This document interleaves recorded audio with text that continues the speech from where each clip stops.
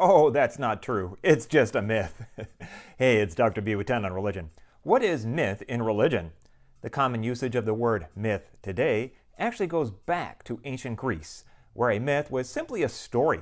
The philosopher Plato used myths to make philosophy more accessible. They were based on narratives that were non falsifiable because they depicted things like beings, places, or events that were beyond human experience. Myths were used as a teaching tool to persuade people to better understand more abstract concepts.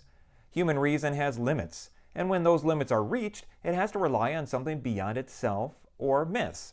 All religions have myths, or stories and narratives, from their past history which have grown and developed over time. The older a myth is, the more likely it has been reinterpreted many times, and the entire history of those reinterpretations are added to and become part of the current understanding of interpretation. The problem is, we're usually not aware of which myths we are under the influence.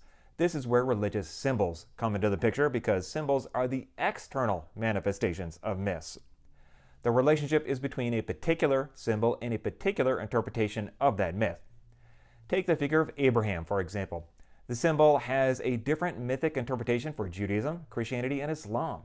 Even though it's the same symbol, the interpretive myths are so different that adherents in those traditions often claim that the other two traditions aren't even worshiping the same God. So within the relationship between myth and symbol, there's some what academic scholars of religion call multivalence going on, more than one meaning. Religious symbols can be very flexible. When one realizes that the reality of their religious symbols can become expanded, some disequilibrium can occur. This is often a good thing because it can be the catalyst to opening up one's horizon a little further, and then the myth gets reinterpreted again. If you want to learn even more about how this works, check out this video and more on my channel and subscribe to 10 on Religion.